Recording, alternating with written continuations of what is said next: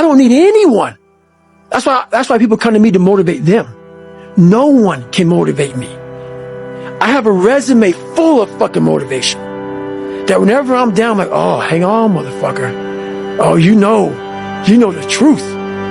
You know the truth. You know the darkness of the fucking dungeons and the fucking demons that fly. You know, and then from there, it's like, okay, you were there. You know this. There was no one there to pick up the rucksack, to pick up the boat, to pick up the log, to go in there. It was you. It was you. There was no pat in the fucking back at 300, at 275, at 250, at 220. No, that was you. So those things that come out of me, that extract from me in the darkness, people are looking for that pat on the back. Where is it? Oh, I don't need it. Because what I've done is in the fucking unseen work, I built Frankenstein. So whenever shit gets nasty, David Goggins goes, we had nobody anyway, motherfucker. So see how I'm talking myself right now? That's me. That shit fires me the fuck up. That shit makes me fucking nuts. You had nobody anyway, motherfucker. Look around you. There was no fucking team. It was you. There was no weight loss program or mom and dad waking you up saying you can do it, you can be better, trying to build belief. You built belief when you had nothing. Rock bottom. I think pushing yourself physically is the number one factor of life. That is the true spot where you can really dive deep into. Life's about self-discipline. It is about self-discipline. We tend to do the things that are easy. And that is it builds no mental toughness. It builds no mental hardening. It builds nothing. When you work out, working out is where you can build that the fastest. Because it's a constant, it gives you instant feedback. Yeah, you may not lose the weight you want to real fast, but the discipline it takes, it transfers over to all aspects of your life. It's not people, man, why are you always working out? Stop looking at it that way. This is the foundation of life. When you look in the mirror, every morning we all look in the mirror to get ready to go to work, to go anywhere. The first thing you see is your reflection. If you don't like what you see in the morning, you lost the war already. It's not about even liking what you see. It's about looking in the mirror and you may start, man, I feel different. That reflection is not everything. It's a feeling you're supposed to get. So you have to, in life, once you leave your house, the war begins. In your house, you have some control. And that reflection in the mirror, you have to control that reflection in the mirror. That's how you start your day. If you leave your house feeling like, okay, I can fight. I've established the mentality to fight. And all that comes from working out. When you put these restrictions up, and that's why my first question is, how bad do you want this? If it's as bad as you want to live or breathe or sleep, whatever the hell it may be, I can work with you. But a lot of people, most people don't want it that badly, which is why they always ask the question, man, how did you get to where you are? You know how to do it. You know exactly how to be you or how to be me. You don't want to do it. So I can't make you do it. Nor do I have the time or energy to force you into that place that I know you have to be to do it. There's no luck in this game. It may be a little bit of luck, but the luck happens after you bust your ass and you put yourself in that lucky situation. Luck doesn't happen. You put yourself in that situation where luck might fucking happen. And that's what people don't know. But to get there, luck ain't gonna happen. You have to put yourself in that situation, man. It takes a lot of work. There's no fucking passion. There's no fucking motivation. There's no, oh my God, man, no. It's every day of your life just doing. No passion. No discipline, no motivation. All these words, I hate that so many people fucking use these words now because it's watered. It's someone sitting in a room by themselves and they figure themselves out and say, God, this is gonna fucking suck. Where's passion when you're 300 pounds? Where's the motivation when you can't read and write? Where is it? So how did this happen? I just fucking did. I just did. I said, maybe at the end of this journey, there'll be something there for me. If not, I can read. If not, I'm 185 fucking pounds.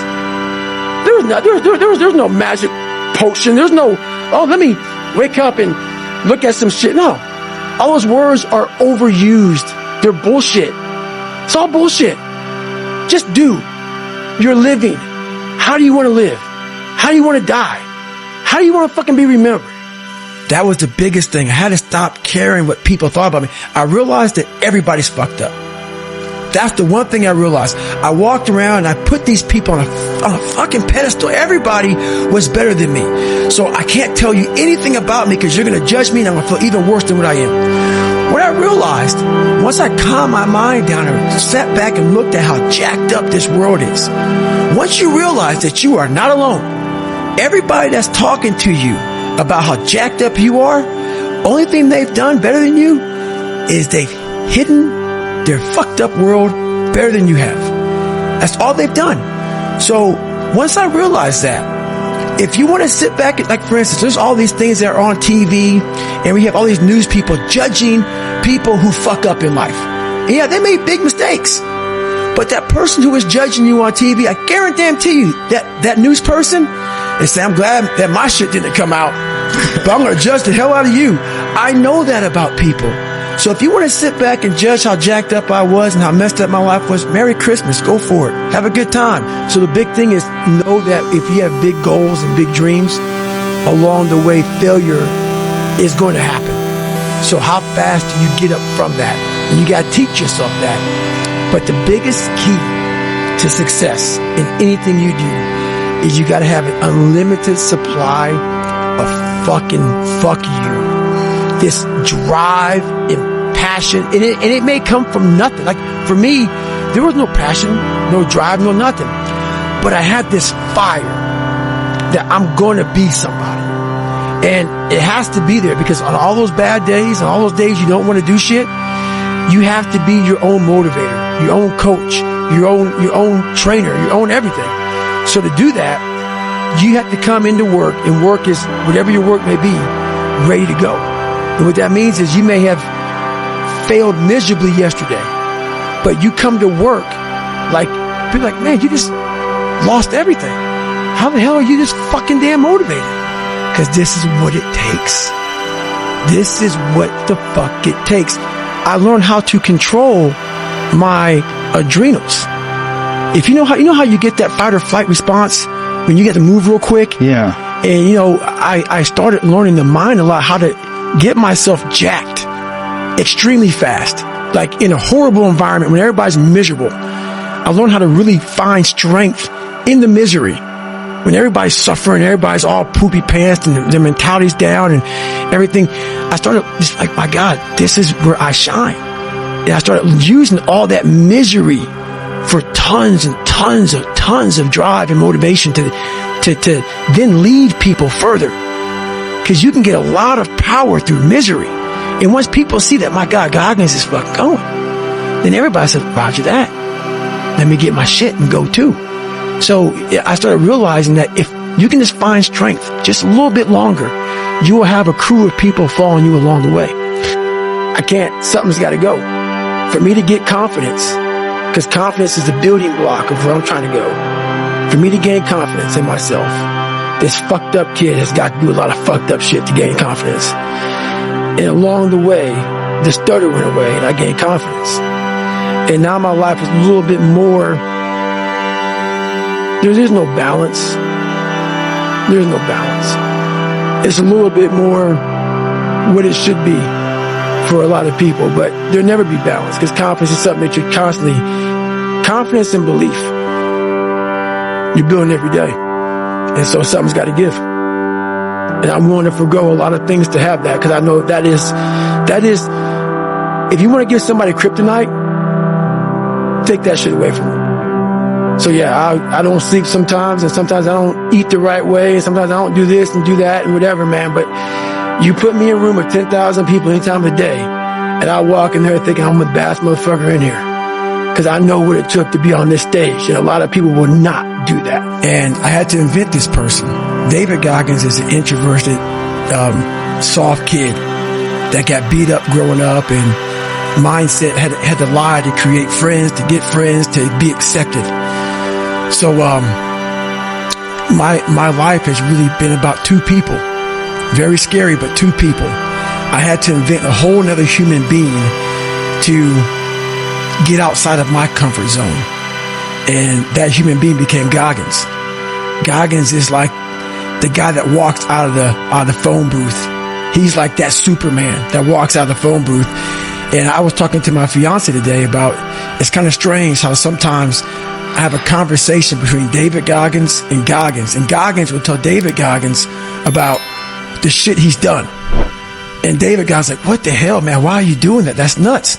So it's kind of this battle between trying to find more of yourself, knowing that the real you is afraid, likes comfort, likes living in a world that is that likes to pat you on the back, give you the things that you want to hear, not the things that you have to hear to get better. People go, what's your biggest fear in life?